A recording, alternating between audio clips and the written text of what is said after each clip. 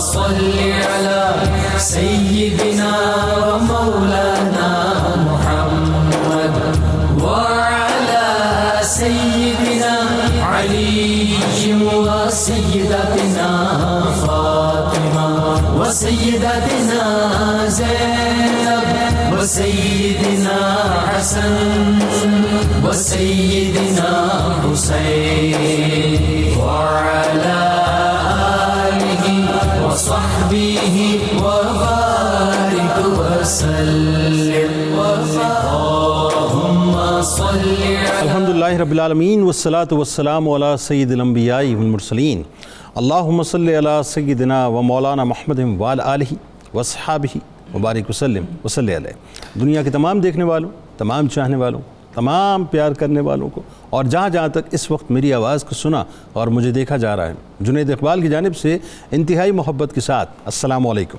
ایک بار پھر ناظرین، آپ کو پر نور صبح میں صبح نور کے ساتھ میں دل کی گہرائیوں سے خوش آمدید کہتا ہوں، اور آئیے چلتے ہیں بلا توقف حضرت ابو انیس محمد برکت علی علیہ رحمہ کی تالیف اسماء النبی کریم صلی اللہ علیہ وآلہ وسلم سے رسول اللہ صلی اللہ علیہ وآلہ وسلم کا ایک اسم مبارک پڑھنے اور سننے کی سعادت حاصل کرتے ہیں۔ سیدنا الزاہد صلی اللہ علیہ وآلہ وسلم، ہمارے سردار زہد اختیار فرمانے والے، درود و سلام بھیجے اللہ آپ صلی اللہ علیہ وآلہ وسلم پر، آپ صلی اللہ علیہ وآلہ وسلم کے آل پاک پر اور صحابہ کرام رضوان اللہ تعالیٰ علیہم اجمعین پر۔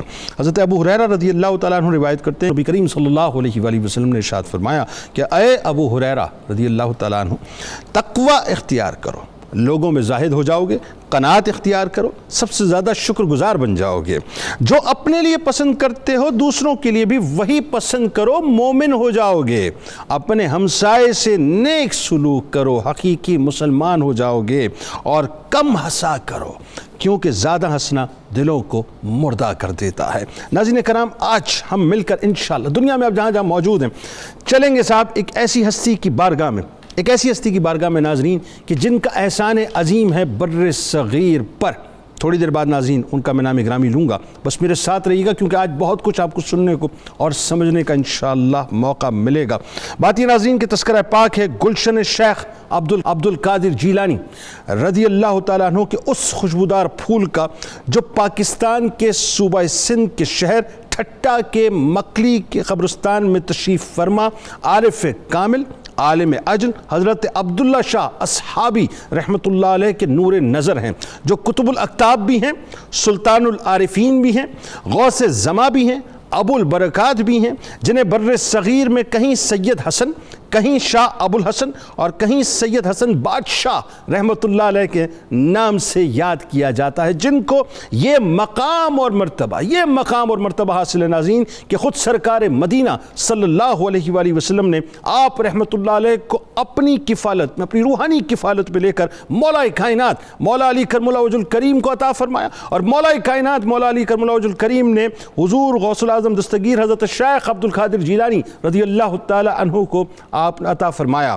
یعنی حضرت سید حسن بادشاہ رحمۃ اللہ علیہ نے جس گھر میں آنکھ کھولی ناظرین، وہ گھر علم و حکمت اور تصوف و عرفان الہی کا دارالعلوم سمجھا جاتا تھا۔ آپ کا ماحول یاد الہی اور اتباع سنت نبوی صلی اللہ علیہ وآلہ وسلم کی نورانیت سے مکمل طور پہ جگمگاتا رہتا تھا۔ اسی وجہ سے آپ نے اپنی خاندانی عظمت و شرافت، علمی فضیلت سے وافر حصہ پایا۔ آپ کی تعلیم و تربیت اپنے والد گرامی حضرت عبداللہ شاہ اصحابی رحمۃ اللہ علیہ کے زیر سایہ ہوئی۔ نبی کریم صلی اللہ علیہ وآلہ وسلم کی سنتوں پر استقامت کو ہی ناظرین اصل کرامت وہ جانتے تھے۔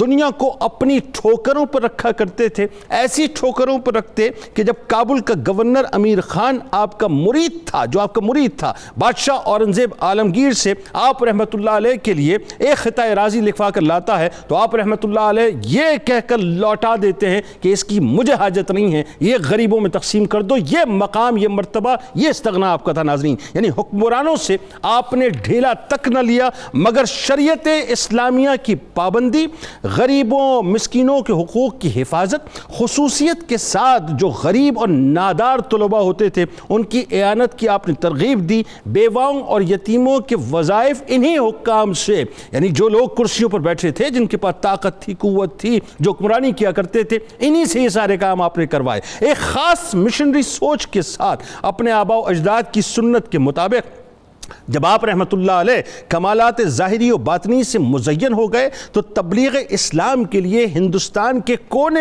کونے میں تبلیغ دین کے لیے آپ نے سفر کیے، اور ان اسفار کے پیچھے ناظرین جو کمال بات ہے جو میں اس کرنے جا رہا ہوں کہ سرکار بغداد حضور غوث پاک حضرت شیخ عبد القادر جیلانی رضی اللہ تعالی عنہ کی طرف سے پشاور میں رہ کر کشمیر، ہزارہ، کابل، غزنی، ہرات تک تبلیغ کرنے کا آپ کو حکم دیا گیا، یعنی پشاور کو آپ رضی اللہ تعالیٰ عنہ نے مرکز بنوایا۔ اب یوں سمجھ لیجئے بات کہ پشاور ایک جگہ ہے تو آپ کو مشرق اور مغرب دونوں جگہ پہ حکم تھا کہ آپ نے تبلیغ کرنی ہے، تاکہ یہاں کے تمام علاقوں میں سلسلہ قادریہ عالیہ کے ذریعے سے لوگوں کی اصلاح کروائی جائے۔ پٹھانوں کے بڑے بڑے سردار اور ارباب آپ کی خدمت میں آنے لگے، خدا کے جو بندے تھے ان کا ایک اژدہام آپ کی بارگاہ میں آیا، آپ سے بیعت کرنے لگا، اسلام قبول کرنے لگا۔ اللهم صل على سيدنا ومولانا محمد وعلى سيدنا علي وسيدتنا فاطمة وسيدتنا زينب وسيدنا حسن وسيدنا حسين وعلى آله وصحبه وبارك وسلم اللهم صل على سيدنا ومولانا محمد وعلى سيدنا علي وسيدتنا فاطمة وسيدتنا زينب وسيدنا حسن وسيدنا حسين وعلى آله وصحبه وبارك وسلم۔ حضرت سید حسن بادشاہ قادری پشاوری رحمۃ اللہ علیہ کا بنیادی تعارف اور نسب پاک۔ بسم اللہ الرحمن الرحیم۔ بڑا خوبصورت آپ نے انٹرو میں باتیں ارشاد فرما دی۔ تو اس میں کوئی شک نہیں کہ اللہ تعالیٰ کا ایک نظام قدرت ہے جو ایک بڑے سلیقے سے چل رہا ہے۔ حضور نبی اکرم صلی اللہ علیہ وسلم کے فیوضات کا جو ایک خاص رنگ ہے وہ تاریخ کے کچھ مراحل پر انتہائی تابانی اور نورانی کے ساتھ جلوہ گر ہوتا ہے۔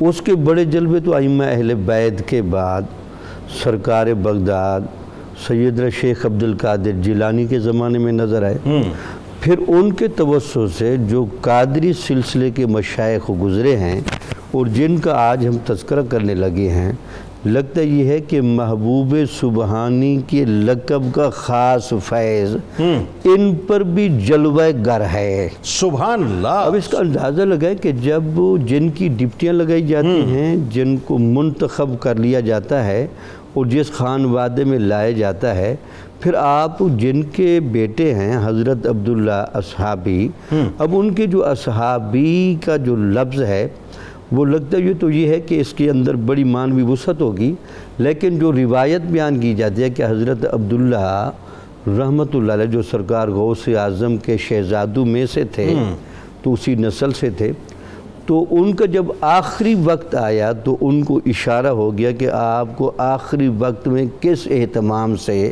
عالم برزخ کی طرف جانا ہوگا۔ اللہ۔ تو آپ نے گھر میں ایک بڑا خوبصورت فرش بچھوایا، فضا کو معطر کیا، سبحان اللہ۔ اس کے بعد سب کو کہا جی آپ یہاں سے چلے جاؤ، اپنے دونوں بیٹوں کو وہاں اپنے پاس رکھا۔ تو حضور نبی اکرم صلی اللہ علیہ وسلم حالت بیداری میں ان کو نظر آئے، اور آپ کے ساتھ صحابہ کی بہت بڑی جماعت تھی۔ حضرت علی المرتضیٰ رضی اللہ تعالیٰ عنہ، سرکار غوث اعظم رضی اللہ عنہ، اور ایک بڑا رنگ تھا وہاں۔ حضور نبی اکرم صلی اللہ علیہ وسلم نے اپنی ہی نسل کے اس شہزادے عبداللہ کو وصال کے قریب گویا کہ یہ رسپانس دے کے ایک خوش کیا کہ آپ نے جس ڈھب پر زندگی گزاری ہے اور جس طریق پر زندگی گزاری ہے اس سے میں بہت خوش ہوں۔ اللہ۔ اب بات یہ کہ سوال پھر آپ نے عبداللہ میں ان کے لیے فکر مند ہوں۔ جی عبداللہ صاحب نے پھر عرض کی کہ میں اپنے یہ جو فیض آپ کی طرف سے میں اپنی پوری نسل میں بھی جاری رکھنا چاہتا ہوں، اللہ اللہ۔ لیکن یہ جو میرے 2 بیٹے ہیں ان پر بھی آپ نگاہ کرم فرمائیں۔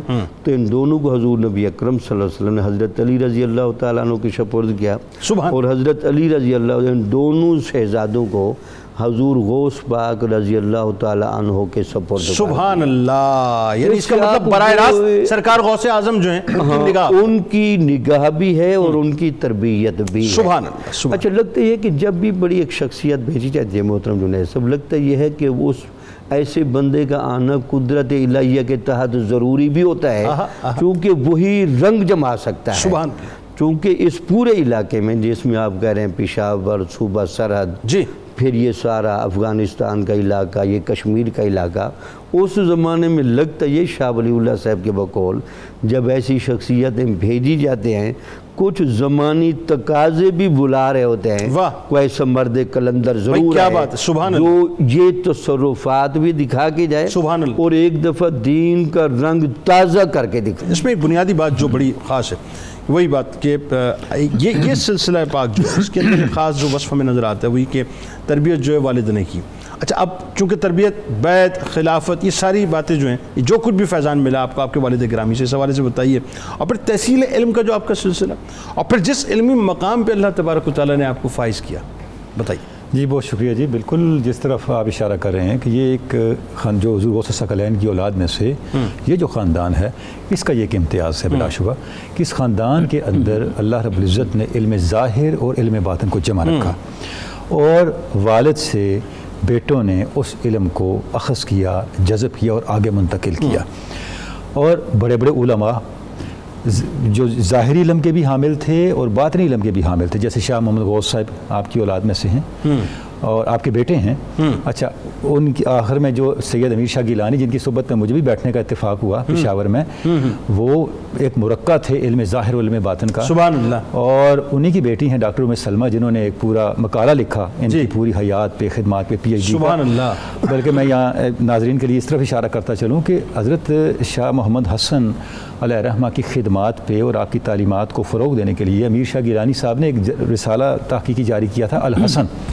وہ اتنا معیاری رسالہ ہے، آج تک جاری ہے، اور شاید وہ پاکستان کے پہلے تصوف کے رسائل میں اس کا شمار ہوتا ہے، جس پہ کئی تحقیقی مقالات لکھے جا چکے ہیں۔ سبحان اللہ۔ یعنی یہ اشارہ ملتا ہے کہ اس خاندان کے اندر کس طرح کی ایک علمی روایت علم ظاہر اور علم باطن کو جمع کرنے کی اچھا، آج موجود تک ہے۔ آپ یہ دیکھیے وہی علم، وہی فضل، وہی معرفت، وہی مزارات کا سلسلہ، وہی مطلب فیض کا سلسلہ، وہی ولایتیں جو وہ اس جو کے چیز انداز ہے سے چل رہی ہیں، وہ جاری نظر آتی ہے۔ اچھا، جب آپ ان کی تعلیم و تربیت کو دیکھتے ہیں تو ہم دیکھتے ہیں کہ دونوں چیزیں جمع ہیں۔ حضرت سید عبداللہ اصحابی سے، اپنے والد گرامی سے جو انہوں نے تربیت لی، شاہ محمد غوث نے جب ان کے حالات لکھے جو ان کے بیٹے ہیں، وہ لکھتے ہیں کہ جب حضرت سید عبداللہ اصحابی کا انتقال ہو گیا تو علم ظاہر تو ان کی زندگی میں انہوں نے مکمل کر لیا تھا، یعنی 17 سال کی عمر میں تو انہوں نے درس و تدریس شروع کر دی تھی، یعنی علم دین پڑھانا شروع کر دیا تھا۔ تو ان کے انتقال کے بعد ان کی طبیعت کے اندر ایک عجیب ترک دنیا کی ایک کیفیت پیدا ہوئی، اور وہ سارے معاملات چھوڑ کے 6-7 سال تک روحانی مجاہدات اور تزکیہ نفس کے عمل میں مصروف رہے، یعنی مکمل طور پر خلوت نشینی آپ نے خلوت نشی ہو گئے، اور کیفیت یہ تھی کہ دن رات اللہ کے ذکر میں، عبادات میں مصروف رہتے، اور رات کو اپنے آپ کو غفلت سے بچانے کے لیے پانی میں کھڑے ہو جاتے، کمر تک پانی میں کھڑے رہتے، اور یہ دریائے شور کے کنارے اور دریائے شور کے اندر جو اس کے کنارے، بالکل بالکل۔ تو یعنی ایک پورا ایک مجاہدات کا جو ایک ہمیں عمل ہے وہ ان کی زندگی کے اندر نظر آتا ہے، یعنی باوجود اس کے کہ علم ظاہر اور علم باطن کی فیوزات اپنے والد گرامی سے لیے، لیکن ان کو پختہ مجاہدات کے ذریعے کیا، مجاہدات کو نہیں چھوڑا، اللہ، تزکیہ نفس کے عمل کو نہیں چھوڑا، اور پھر وہی رنگ آگے چلا۔ یعنی یہ وہ ہستیاں ہیں، وہ شخصیات ہیں جن کا کردار، جن کا خلق ان کے قول سے زیادہ افیکٹو ہوتا ہے۔ اللہ اکبر، اللہ اکبر۔ آپ دیکھیں سید عبداللہ صحابی مجاہدات میں اپنے ذکر اذکار میں تھے، تو ان کے دیکھا انہوں نے کہ ان کے پاس ایک کوئی قافلہ آ کے رکا، وہ ہندوؤں کا قافلہ تھا، تو وہ اس کے پاس گئے، ان کو دعوت دین دی، تو انہوں نے کہا جی ہم نے تو بڑے لوگوں کے ذکر سنے ہیں، اور اگر آپ واقعی آپ دعوت دین ہمیں دیتے ہیں اور آپ کا دین سچا ہے تو یہ معاملات ہونے چاہیے۔ ٹھیک، آپ نے دعا فرمائی، ویسے ہو گیا۔ اگلے دن جب آپ ان کے پاس دوبارہ دعوت دین کے لیے گئے تو انہوں نے کہا حضرت ہم اسلام تو قبول کر لیں گے لیکن ہماری شرائط یہ ہیں کہ ہماری نسل میں برکت اور ہمارے مال میں برکت ہمیشہ قائم رہے. اللہ فرمایا ایسا ہی ہوگا. اللہ وہ مسلمان ہو گئے اور ان کے سردار کا نام آپ نے عثمان رکھا, اور یہ میمن قبیلہ ہے جی جو آج سندھ اور کراچی میں آباد ہے. بالکل ایسا ہے, اس بالکل کو ایسا ہے. اسلام میں داخل کرنے والے میمنوں کے حوالے سے میں جانتا ہوں بڑا خاص یہ کرم والا معاملہ ہے. بالکل آپ صحیح فرما اصحابی کی برکت سے وہ ایمان میں سے مشرف ہوئے, اسلام میں داخل ہوئے, اور ان کے سربراہ جو تھا اس وقت کا اس کا نام آپ نے عثمان رکھا, اور آج تک دیکھ لیں ان کی جو فیملی کے اندر وہ چیزیں برکات عبداللہ شاہ صحابی رحمۃ اللہ علیہ کی بارگاہ میں میمنوں کی ایک کثیر تعداد جایا کرتی ہے اسی وجہ سے. ہاں اسی وجہ سے ظاہر ہے وہ نسبت موجود ہے. تو عرض کرنے کا مقصد یہ ہے کہ ان کی زندگیوں میں ہم دیکھتے ہیں کہ یہ جو رنگ ہے کہ اصل چیز کیا ہے. اصل چیز یہ ہے جو بات آپ کہہ رہے ہیں وہ آپ کے کریکٹر سے بھی نظر آئے, اور آپ کا کریکٹر خود آپ کی دعوت کی دلیل بن کے خلق خدا کے سامنے. اچھا ایک بات ذرا اس میں خاص طور پہ بتائیے جو میں سمجھنا بھی چاہتا ہوں, میں خیال ہے تمام دیکھنے والے سمجھنا چاہتے ہوں گے. ایک سرٹن ٹائم تک آپ نے تحصیل علم کیا, اپنے آپ کو علمی طور پہ مضبوط کیا, پھر ایک سرٹن ٹائم تک آپ نے خلوت نشینی اختیار کی, مجاہدات کیے, ریاضتیں کی, پھر ایک سرٹن ٹائم تک آپ باہر نکل کے جو ہے مزید مجاہدات کرتے رہے, اپنے آپ کو تیار کرتے رہے. یعنی ایسا لگتا ہے کہ جیسے ایک بائی ڈیفالٹ نظام ہوتا ہے کہ اس کے تحت آپ کو تیار کیا گیا, اور تیار کرنے کے بعد پھر اس کے بعد آپ کو جو لانچ کیا بنیادی اصول جو ہے, اور اگر آپ پوری تاریخ اسلام کو دیکھیں تو اس اصول کی پیروی صرف صوفیاء نے کی. وہ اصول کیا ہے؟ اصول یہ ہے کہ جو آپ کہہ رہے ہیں اس کا اظہار جب تک آپ کے کردار سے نہیں ہوتا, آپ کا کہا جانا کوئی اثر نہیں رکھتا, اور وہ قطعاً بھی کوئی آرگومنٹ نہیں بن سکتا خلق خدا کے سامنے. دیکھیں یا ایھا الذین آمنوا استعینوا بالصبر والصلاۃ ان اللہ مع الصابرین. اللہ ہے ایمان والو, صبر اور نماز سے مدد طلب کرو, اللہ صبر کرنے والوں کے ساتھ ہے. یا یہ کیوں نہیں کہا کہ اللہ نماز پڑھنے والوں کے ساتھ ہے؟ اور صبر کا ذکر پہلے کیوں کیا؟ صبر کریکٹر ہے, واہ, نماز عبادات ہیں. واہ کیا بات. جب تک کریکٹر سامنے نہیں آتا اور جب تک وہ چیز کریکٹر سے ریفلیکٹ نہیں ہوتی آپ کو میت الہی نہیں مل سکتے. واہ کیا بات. تو اب صوفیاء کی جو زندگیاں ہیں, دیکھیں صوفی کا جو وجود ہوتا ہے سوسائٹی کے اندر وہ بالکل ایسے ہوتا ہے جیسے آٹے میں نمک ہوتا ہے. واہ وہ تھوڑا ہوتا ہے, پورا آٹا اس جو ہوتا ہے اس کے ذائقے سے بھرا, وہ نکال دیا جائے تو پھر سب کچھ بے ذائقہ ہو جاتا ہے. بے ذائقہ, بالکل. صوفی کا وجود اس کی خوشبو پوری سوسائٹی میں نظر آتی ہے. سبحان اللہ. اور سوسائٹی کا حسن, سوسائٹی کی رکت اس مرد حق کی وجہ سے ہوتی ہے. واہ واہ سبحان اللہ. بات آگے بڑھاتے ہیں ڈاکٹر صاحب. اب وہ موقع ہے کہ جہاں پر آپ کے اسفار کا سلسلہ شروع ہو رہا ہے, اور اسفار میں بھی خاص طور پہ میں سوال کے طور پہ آپ کے سامنے بات رکھنا چاہ رہا ہوں کہ کیسی بات ہے کہ ساری بنت جو ہے, جیسا میں نے ابتدا میں ایک جملہ عرض کیا کہ بغداد سے ہوئی ہوئی ہے, ایسا محسوس ہوتا ہے کہ پورا روڈ میپ بغداد والی سرکار دے رہی ہے کہ اب یہ کرنا ہے, اب یہ کرنا ہے, یہاں تم نے قیام کرنا ہے, یہاں تمہاری مسجد ہوگی, یہاں تمہاری قبر ہوگی. کیا خوبصورت حسین رچا ہوا ہے, بتائیے ذرا. بسم اللہ الرحمن الرحیم. بہت شکریہ جنید بھائی, اور ماشاءاللہ ڈاکٹر صاحبان نے بڑے خوبصورت انداز سے سلسلہ جو ہے وہ نسب کا اور پھر تعلیم و تربیت کا بیان کیا. اگر آپ کی اجازت ہو تو اسفار سے پہلے میری یہ خواہش ہے کہ جس سلسلہ نسب کی ہم بات کر رہے ہیں, اگر میں حضرت سید حسن بادشاہ سے لے کے جناب سیدنا غوث اعظم تک یہ نام ذرا عرض کر دوں, کیونکہ یہ سلسلہ تو ذہب ہے اور یہ نام اتنے پیارے ہیں, میں سمجھتا ہوں ان کی برکت رب کائنات ہماری زندگیوں میں ضرور شامل فرمائے گا. اور جس طرح آپ نے ارشاد فرمایا کہ یہ وہ قادری سلسلہ ہے کہ جس میں نسب اور نسبت دونوں چیزیں جو ہیں وہ اپنے والد محترم سے ایسا ہی ہے, ایسا ہی ہے. تو حضرت سید حسن بادشاہ یہ جمادی الثانی میں 1023 ہجری میں آپ دنیا میں جلوہ گر ہوئے ہیں. اور جس طرح آپ نے کہا بغداد سے سفر شروع ہوا, پھر ٹھٹھا میں آئے, پتہ نہیں کہاں کہاں چلتے چلتے آپ کے والد گرامی سے پھر آپ پشاور میں آرام فرما ہو گئے. اور یہ اللہ کا نظام ہے, انسان نے چلنا ہوتا ہے. آپ نے اپنے والد محترم حضرت سید عبداللہ رحمۃ اللہ علیہ سے فیض حاصل کیا, انہوں نے اپنے والد محترم سے فیض حاصل کیا جن کا نام حضرت سید محمود رحمۃ اللہ علیہ, انہوں نے اپنے والد محترم سے فیض حاصل کیا جن کا نام حضرت سید عبد القادر رحمۃ اللہ علیہ, انہوں نے اپنے والد محترم سے حضرت خواجہ سید عبد الباسط رحمۃ اللہ علیہ سے فیضان حاصل کیا. بلکہ رضی اللہ تعالیٰ عنہ بھی ان ہستیوں کو کہا جائے تو کوئی حرج والی بات نہیں, کیونکہ یہ حسنی اور حسینی سید ہے نا. اور حسنی اور حسینی سید کون ہوتا ہے؟ جو حضرت امام حسن علیہ السلام کے بیٹے حضرت حسن مثنیٰ, کیونکہ ان کی شادی شادی حضرت امام حسین علیہ السلام کی بیٹی حضرت سیدہ فاطمہ سلام اللہ علیہا کے ساتھ ہوئی، تو جو ان دو ہستیوں کے اولاد اسے حسنی حسینی سید کہا جاتا ہے، تو یہ فیضان غوث اعظم سے لے کر آئے ہیں نا۔ پھر انہوں نے اپنے والد محترم سے، جن کا نام حضرت سید حسین علیہ رضی اللہ تعالیٰ عنہ ہے، انہوں نے اپنے والد محترم سے یہ فیضان حاصل کیا، ان کا نام سید احمد ہے۔ تو یہ نسب بھی ہے تو نسبت بھی ہے، یہاں خلافت بھی ہے، بیعت بھی ہے، اور انسان کا جو اپنے ماں باپ کے ساتھ رشتہ ہوتا ہے وہ ساری چیزیں ایک جگہ جمع ہو گئی ہیں، اس سے زیادہ سعادت والی کوئی بات نہیں ہوتی۔ انہوں نے اپنے والد محترم سے، ان کا نام ہے حضرت سیدنا شرف الدین القاسم رحمۃ اللہ علیہ، انہوں نے اپنے والد محترم، ان کا نام بھی شرف الدین ہے، لیکن فرق یہ ہے کہ بیٹا قاسم ہے اور وہ یحییٰ ہیں، شرف الدین یحییٰ۔ انہوں نے اپنے والد محترم سے حضرت سید بدر الدین سے، انہوں نے اپنے والد محترم سے حضرت سید علاء الدین سے، انہوں نے اپنے والد محترم سے، ان کا نام ہے حضرت شمس الدین سے، انہوں نے اپنے والد محترم سے، ان کا نام بھی حضرت شرف الدین ہے، انہوں نے حضرت شہاب الدین اپنے والد محترم سے، اور پھر بات پہنچتی ہے حضرت ابو صالح نصر پہ، اور پھر آگے حضرت سید عبد الرزاق پہ، اور پھر حضرت غوث اعظم رضی اللہ عنہ تک یہ سلسلہ پہنچتا ہے۔ جو آپ نے بیان فرمایا نا یہ 14 واسطوں سے ہے، پھر 13 واسطوں سے آگے مولا کائنات تک پہنچتا ہے، جو 27-28 واسطوں کے ساتھ سلسلہ نسب وہاں جاتا ہے۔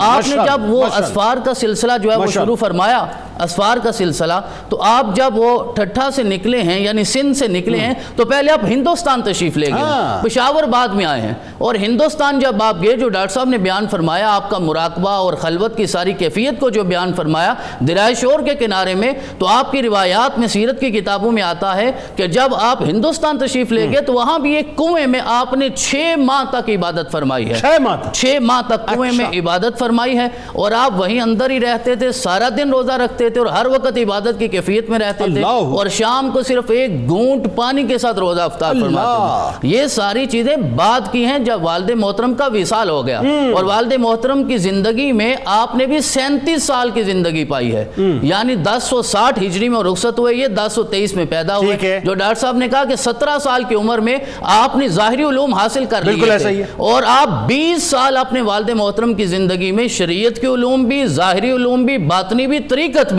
تو کوئی بھی ولی ہے وہ باطنی اور ظاہری دونوں علوم کا حامل ہوتا ہے، یہ نہیں کہ آپ پہلے دن کنویں میں چلے گئے، پہلے آپ نے ظاہری علوم حاصل کیے، پھر باطن کی جو معرفت ہے وہ حاصل کی ہے۔ اللہم صلی علی سیدنا و مولانا محمد وعلی سیدنا علی و سیدتنا فاطمہ و سیدتنا زینب و سیدنا حسن و سیدنا حسین وعلی آلہ وصحبہ وبارک وسلم۔ اللہم صلی علی سیدنا و مولانا محمد وعلی سیدنا علی و سیدتنا فاطمہ و سیدتنا زینب و سیدنا حسن و سیدنا حسین وعلی آلہ وصحبہ وبارک وسلم۔ اچھا جی ڈاکٹر صاحب، وہ آپ ہی کی اصطلاح میں، کیونکہ آپ ایک جملہ بڑا استعمال کرتے ہیں عموماً جب کوئی بات ہوتی ہے آپ فرماتے ہیں بڑی بات ہے، عموماً آپ سے یہ سنیں، آپ کا یہ تقیہ کلام ہے۔ اب میں یہ سوچ رہا ہوں کہ اس زمانے میں وہ 250 مساجد کا کاٹھی واڑ میں اور اپنے گجرات میں تعمیر کر دینا کتنی بڑی بات ہے، اتنے لنگر خانوں کو جو چلا دینا، کابل کے اندر جو لنگر خانے تو 600 افراد کھا رہے ہیں، غزنی میں، ہرات میں، کتنی بڑی بات ہے۔ تو سر یہ جو بڑی بات ہے بڑے لوگوں کے کام ہے، ذرا یہ بتائیے کہ کتنی مساجد اور لنگر خانے آپ نے تعمیر کر دیے؟ بسم اللہ الرحمن الرحیم، بہت اچھی باتیں ہیں۔ یہ صوفیہ کے ذمہ جب کوئی کام لگایا جاتا ہے، جیسے آپ شروع میں کہہ رہے ہیں کہ چونکہ ان کے اصل ذمہ کام ہے کہ جو لوگ کفر کی دلدل میں پھنسے ہوئے ہیں ان کو مسلمان کریں، سبحان اللہ، اور جو عام مسلمانانہ زندگی گزار رہے ہیں ان کے اندر تقوی اور طہارت کے اعلیٰ معیارات پیدا کریں۔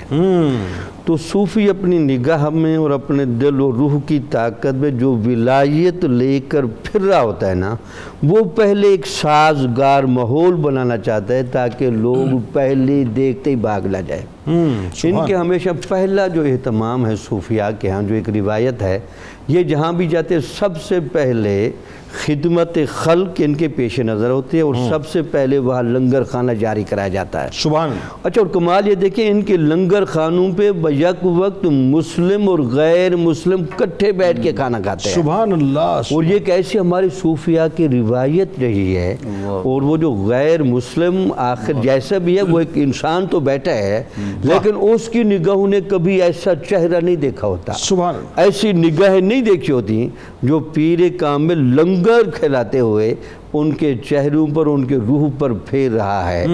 تو وہ جو غیر مسلم ہیں وہ کثرت سے مسلمان ہوتے تھے، اور وہ جو مسلمان ہوتے تھے وہ سیرت و کردار کے پابند ہوتے تھے، لنگر کے پیچھے شخصیت سازی ہمیشہ ملحوظ رہے۔ سبحان اللہ۔ اور جو یہ چاہتے تھے کہ ہمیں باقاعدہ پڑھا بھی دیا جائے، لکھا بھی دیا جائے، اور ہماری زندگی میں علم کے اور عبادت کے اعلیٰ نمونے بھی پیدا ہوں، تو ان کے لیے ہمیشہ صوفیاء جہاں بھی بیٹھے، جہاں انہوں نے خانقاہ بنائی وہاں پہلے مسجد بنائی۔ اللہ۔ اور لگتا یہ ہے کہ انہوں نے حضور نبی اکرم صلی اللہ علیہ وسلم کی سیرت سے یہ سبق حاصل کیا۔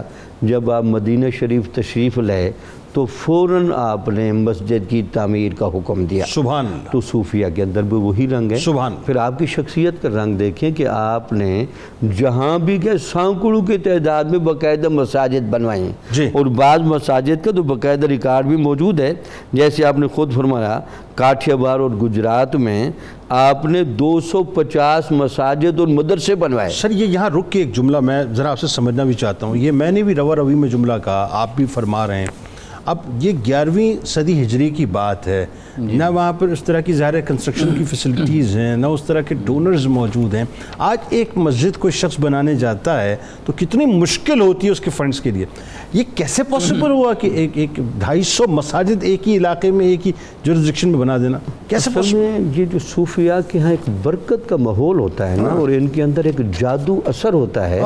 پھر صوفیاء کا طرز عمل یہ صوفیاء باقاعدہ مسجد بنانے میں خود اسی طرح حصہ لیتے ہیں جیسے سرکار دو عالم صلی اللہ علیہ وسلم مسجد نبوی میں حصہ لیا۔ اللہ۔ اب ہمارے ہاں تو وہ مشائخیت کا یا پیروں نے جو ایک تصورات بنائے ہیں وہ تو ان تصورات سے کوسوں دور چلے گئے، ایسا ہی۔ ورنہ یہ لوگ تو اپنے زمانے کے بہت بڑے ورکر بھی ہوتے تھے، اور ہر کام کو برکت کے طور پر ہاتھ بھی لگاتے تھے اور اس میں باقاعدہ شامل بھی ہوتے تھے۔ اچھا، تیسرا جو آپ بڑا کام کرتے رہے وہ یہ تھا کہ جہاں سے آپ جانے لگے تو وہاں اپنا تربیت یافتہ بندہ ضرور مقرر کیا۔ ہاں، نمائندہ ضرور چھوڑا تاکہ وہ ان لوگوں کی باقاعدہ آگے نگرانی بھی کرے اور ان کو آگے مستقل روحانی طور پر ارتقاب پذیر بھی کرے، تاکہ لوگ شخصیت سازی میں اچھے اور پاکیزہ مسلمان ہونے میں ایک اعلیٰ کردار اچھا، یہ بالکل یہ ایگزیکٹلی وہ سچویشن ہے کہ جب کشمیر میں آپ تشریف لے گئے 6 مہینے آپ تقریباً وہاں پہ رہے نا، بالکل ٹھیک ہے، اور جب آپ وہاں سے جانے لگے تو آپ نے اپنے بھائی ابو المکارم فضل قادری رحمۃ اللہ علیہ کو جو ہے منتخب کیا، اور پھر وہ نمائندگی جو ان کے ہاتھ میں تھی کہ اب آپ نے یہاں پہ رہنا ہے، ایسا ہی ہوا۔ اچھا، ایک چیز بتائیے، مساجد تعمیر کرتے جو پہلا کام آپ فرماتے تھے وہ یہ کہ ایک طرف لنگر خانوں کو جو ہے وہ باقاعدہ جاری فرما دیتے تھے، اور دوسرا قرآن پاک سے لوگوں کو اٹیچ کر دیتے تھے، یہ اس میں کیا حکمت ہوتی تھی؟ صوفی قرآن کی حقیقت کو جانتا ہے۔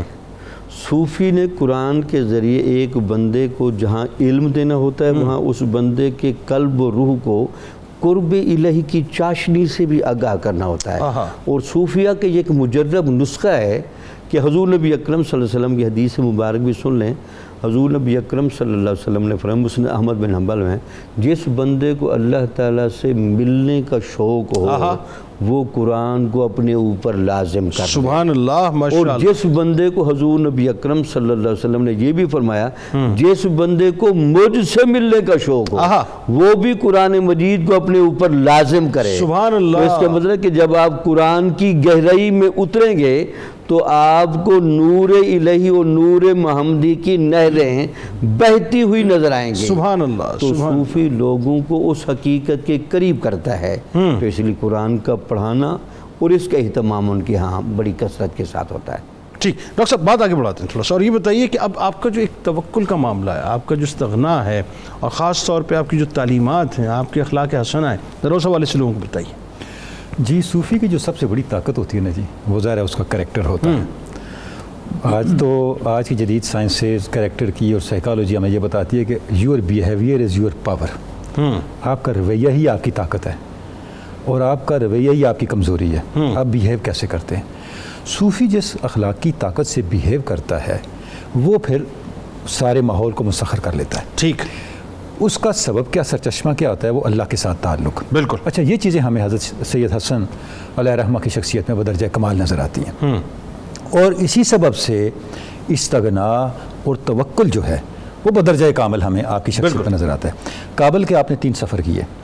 پہلے سفر میں جب آپ تشریف لے گئے تو جو گورنر کابل تھا امیر خان، وہ آپ کے دست مبارک پہ بیعت ہوا، آپ کا مرید ہوا، اور اس کے ساتھ ہی وہاں پہ ایک حلقہ قائم ہوا جو دین اور اسلام کے فروغ کا ایک حلقہ تھا، اور پورے کے پورے ماحول پہ اس کا اثر پڑنے لگا۔ اچھا، اس کے بعد آپ کا دوسرا جو وزٹ ہے کابل کا، وہ بھی اس گورنر امیر خان کی دعوت پہ ہوا۔ ٹھیک ہے۔ دریں اثنا امیر خان نے اورنگزیب عالمگیر کی اجازت سے، اس کی منظوری سے کچھ زمین آپ کے نام کروانے کے لیے دستاویز آپ کے پاس بھیجی۔ ٹھیک ہے۔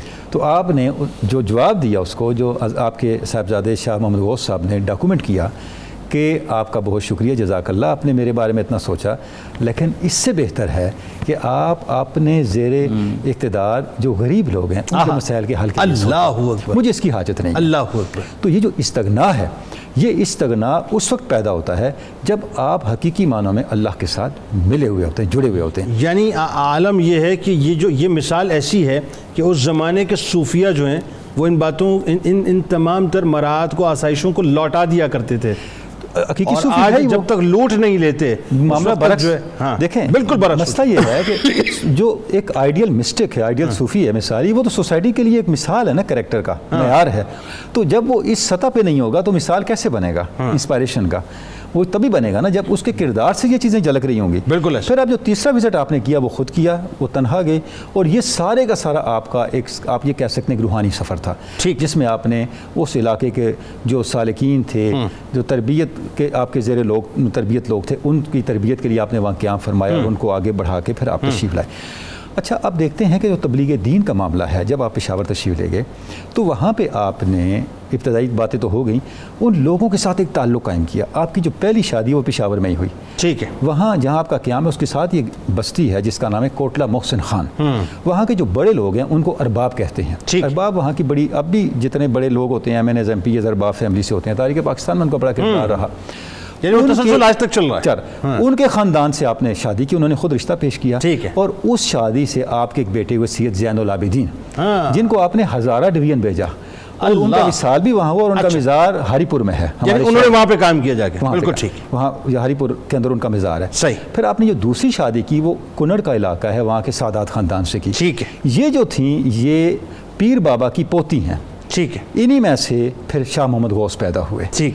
تو اب دیکھیں آپ کہ آپ نے لوکل سطح پر بھی جو ایک لوگ تھے، آبادی تھی، اس کے ساتھ انٹیکٹ کر کے دین کے قریب ان کو لانے کے لیے یہ راستہ بھی اختیار کیا۔ اللہم صلی علی سیدنا و مولانا محمد وعلی سیدنا علی و سیدتنا فاطمہ و سیدتنا زینب و سیدنا حسن و سیدنا حسین وعلی آلہ و صحبہ و بارک وسلم۔ اللہم صلی علی سیدنا و مولانا محمد وعلی سیدنا علی و سیدتنا فاطمہ و سیدتنا زینب و سیدنا حسن و سیدنا حسین وعلی آلہ و صحبہ و بارک وسلم۔ خاص بات جو ہے وہ میں سمجھنا چاہتا ہوں آخر میں آپ سے ڈاکٹر صاحب، وہ یہ کہ ایک تو آپ کی اولاد امجاد میں حضرت سید غوث رحمۃ اللہ علیہ ایک بہت بڑی شخصیت، وہ جو نہال سنگھ والا واقعہ ہے رنجیت سنگھ کے بیٹے کا، وہ ضرور آپ بیان کیجیے گا، لیکن اس سے قبل تھوڑا سا اور ایک بات اور ذرا ڈسکس ہو جائے مجموعی طور پہ آپ کی شخصیت کے اندر، جہاں امر بالمعروف و نہی عن المنکر ہمیں نظر آتا ہے خاص طور پہ کہ آپ نے کبھی بھی کمپرومائز نہیں کیا حکمران وقت سے، ایک بات۔ دوسری بات یہ کہ آپ تنبیہ کرتے رہے اور ریفارمز کرواتے رہے، یہ بڑی امپورٹنٹ بات ہے۔ آج اگر ہم اس کو اس تائرانہ نگاہ سے دیکھیں کہ جو وصف خاص طور پہ حضرت سید حسن رحمۃ اللہ علیہ کی بارگاہ میں ہمیں نظر آتا ہے یا ان کی شخصیت میں نظر آتا ہے کہ آپ نے باقاعدہ حکمرانوں کو تنبیہ کی کہ یہ ریفارمز کریں، غریبوں کے لیے، یتیموں کے لیے، مساکین کے لیے، کمپرومائز نہیں کیا۔ پھر شریعت اسلامیہ کی جو پابندی ہے، یعنی حکومت وقت کو جو ہے پابند بنایا کہ وہ شریعت اسلامی کو جو ہے باقاعدہ لاگو کرے۔ اس حوالے سے ذرا لوگوں کو بتائیں۔ بہت ساری چیزیں آپ کی سیرت سے ہمیں ملتی ہیں۔ ایک تو یہ کہ اولیاء کاملین کو چاہیے کہ جو وقت کے حکمران ہیں اور جو ایک جائر سلطان ہے اس کے سامنے کھڑے ہو کے کلمہ حق بلا خوفت لومۃ لائم بیان کریں، یہ بہت ضروری ہے۔ اگر آپ ان کو بالکل چھوڑ دیں گے تو پھر وہ ساری سوسائٹی کو گمراہ کریں گے۔ ٹھیک، آپ نے جو 2 سفر فرمائے نا، آپ کشمیر بھی تشریف لے گئے اور کابل گئے، ان 2 اسفار میں اگر ہم غور کریں تو کشمیر میں تو آپ مفلوق الحال غریب لوگوں کو کھلانے کے لیے تشریف لے گئے تھے، لیکن جو کابل گئے ہیں وہ امیر خان کے ذریعے آپ زمانے کو یہ بتانے گئے ہیں کہ اگر کسی گورنر کا جو پیر ہے وہ اس قابل ہو جائے کہ علوم ظاہری اور باطنی میں مہارت ہے تو پھر اس کے ماننے والے بھی صراط مستقیم کے راہی بن جاتے سبحان ہیں۔ اللہ۔ آپ نے جو 3 سفر کیے ان میں جو دوسرا سفر تھا وہ صرف امیر نے بلایا اس لیے تھا کہ افسر شاہی کو آ کر خطاب فرمائے، واضح و نصیحت کے لیے، واضح و نصیحت فرمائے، پند و نصائح فرمائے، انہیں بتائیں کہ کس طرح نظام، اور آپ ارشاد فرمایا کرتے تھے کہ اپنے دروازے کبھی بھی مخلوق خدا کے لیے بند نہ کیا کرو، انہیں کھول کے رکھا کرو، اور لنگر کو عام کر دیجئے، لنگر کے ذریعے اللہ کی قربت زیادہ نصیب ہوتی ہے۔ اور جب آپ کشمیر تشریف لے گئے، جو آپ نے اشارہ کیا 600 لوگ لنگر کھایا کرتے تھے، اور آپ سے جب سوال ہوتا کہ آپ اتنا انتظام کہاں سے فرماتے ہیں تو آپ نے ارشاد فرمایا اللہ نے تو مجھے اتنا عطا فرمایا ہے، اتنا عطا فرمایا، ساری کائنات کو بھی کھلاؤں تو کم نہیں پڑے گا، سب آ جائیں۔ حالانکہ یہ واقعہ بھی آپ کی سیرت میں ملتا ہے کہ آخر جب آپ دنیا سے رخصت ہوئے تو آپ مقروض بھی تھے، مطلب یہ کہ قرض ہونا نہ ہونا ایک اور معنی، دل میں وسعت ہونی چاہیے، حوصلہ ہونا چاہیے، ظرف ہونا چاہیے، تھوڑے کو بھی پھر میرا رب زیادہ کر دیتا ہے۔ اچھا ایک بات، جو 3 اسفار اس میں آپ دیکھیں، میں ایک بڑی مجھے جو ہے سائنس نظر آتی ہے کہ پہلا جو آپ نے سفر کیا ہے کابل کا، اس میں علماء و مشائخ سے آپ نے ملاقات کی ہے، یعنی اس کا مطلب ہے قادری فیض جو ہے وہاں تک منتقل کیا ہے۔ دوسرے سفر کے اندر آپ نے حکمران وقت سے ملاقات کی اور جتنے بھی سرکاری عہدوں پر تشریف فرما لوگ تھے ان کو واضح و نصیحت کی، اور تیسرے سفر کے اندر وہ لوگ جو روحانی مدارج طے کرنا چاہتے تھے ان سے خاموشی سے آپ نے ملاقات کی، ایسے ہی ہوا ہے نا؟ بالکل۔ اور پہلے سفر میں پھر وہ گورنر بیعت ہوا، دوسرے سفر کے لیے اس نے بلایا، پھر آپ تشریف لے گئے، اور تیسرے سفر کو آپ نے صرف سالکین تک محدود رکھا ہے نا، جو طریقت کے مسافر، وعلمناہ من لدنا علما، جو حضرت خضر علیہ السلام کے راستے پہ چلتے ہوئے میرا رب معرفت عطا فرماتا ہے۔ تیسرا سفر آپ نے اس طرح فرمایا، یعنی اگر میں اس جملے کو یوں سمجھنا چاہوں اور ایک عام آدمی سمجھنا چاہے، بلکہ میرا خیال ہے کہ اس وقت جو لوگ حکومتی سطح پہ بھی تشریف فرمائیں وہ بھی سمجھنا چاہیں، یہ ایک نیکسس ہوتا ہے صوفیہ کا اور حکومتوں کا۔ حکومتیں پنپتی اس وقت ہیں اور چلتی اس وقت ہیں جب وہ اپنے آپ کو جو ہے یا یوں کہ زانو تلمس جو ہیں ان کی بارگاہ میں طے کرتی ہیں جن کو اللہ نے کچھ عطا کیا ہوتا ہے، اور جب وہ نظر رکھتے ہیں تو معاملات بہت بہتر ہوتے ہیں، ایسا ہی ہے نا؟ اور اولیاء کاملین کو بھی مخلوق خدا کی ہدایت کے لیے اتنی وسعت رکھنی چاہیے کہ اگر امیر آپ کے قدموں میں آ کر جھکے تو آپ اس کے لیے صراط مستقیم کو آسان فرما دیں۔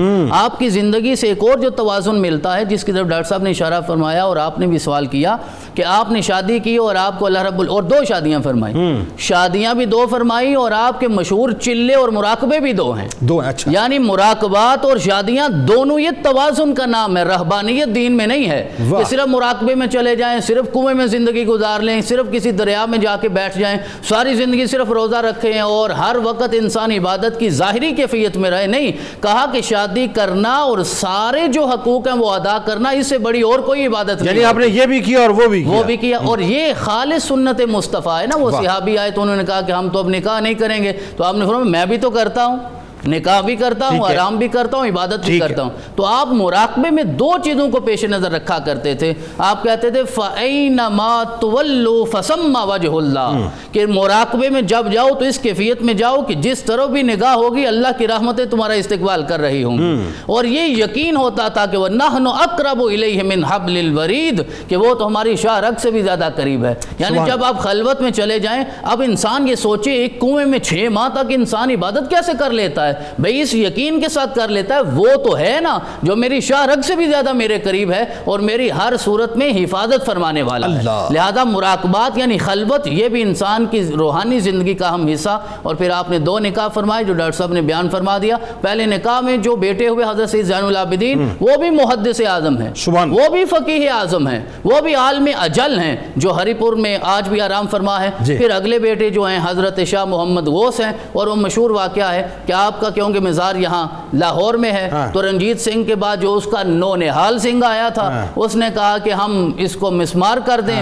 اس ارادے کے ساتھ اس نے مسجد کو گرا بھی دیا تھا، منہدم کر دیا تھا. لیکن ایک دن شاہی قلعے سے نکل رہا تھا، دروازہ گرنے سے اس کی موت ہو گئی اور خلق خدا نے آواز دے کر زمانے کو بتایا کہ ولی کامل کی گستاخی کی یہی سزا ہوتی ہے. اور وہ تو ختم ہو گیا. حضرت آج بھی اس زندگی کے ساتھ موجود ہیں جس کا شعور میرا رب. مطلب کمال بات یہ ہے، میں جب اس واقعے کو پڑھ رہا تھا تو اس نے انسٹرکشنز یہ دیے تھے کہ لاہور کی فصیل سے آدھا میل باہر جو ہے میدان صاف کر دیا جائے چاروں طرف سے. دانستہ مزار کو اس نے ڈھانے کی بات نہیں کی تھی، لیکن چونکہ مزار آن دا وے تھا تو وہ ظاہر ہے اس میں روٹ میں آ رہا تھا. تو میں ایک بات سوچ رہا تھا، ابھی دانستہ نہیں سوچا تو یہ عالم ہوا ہے. تو جو دانستہ سوچیں ان کا کیا معاملہ ہوگا، ان کو سوچنا چاہیے. آپ کا بہت شکریہ، آپ تشریف لائے. کتاب الشفا کی جانب چلتے ہیں. ہر طرح کے مصائب و آلام سے نجات کے لیے وظیفہ آپ کو بتاتے ہیں کہ رسول اللہ صلی اللہ علیہ وآلہ وسلم نے ارشاد فرمایا کہ جو شخص صبح و شام 3 بار قرآن پاک کی آخری 3 سورتیں پڑھے گا، اللہ تبارک و تعالیٰ اسے ہر طرح کے مصائب و آلام سے محفوظ و مامون رکھے گا انشاءاللہ. حضور غوث العظم دستگیر حضرت شیخ عبد القادر جیلانی رضی اللہ تعالیٰ عنہ کا قول مبارک کہ اللہ تعالیٰ کے ذکر سے غافل ہو جانا دلوں کی موت ہے. پس جو کوئی اپنے دل کو زندہ کرنا چاہتا ہے اس کو چاہیے کہ دل کو ذکر خداوندی کے لیے چھوڑ دے. اللہم صلی علی سیدنا و مولانا محمد وعلى سيدنا علي وسيدتنا فاطمة وسيدتنا زينب وسيدنا حسن وسيدنا حسين وعلى آله وصحبه وبارك وسلم.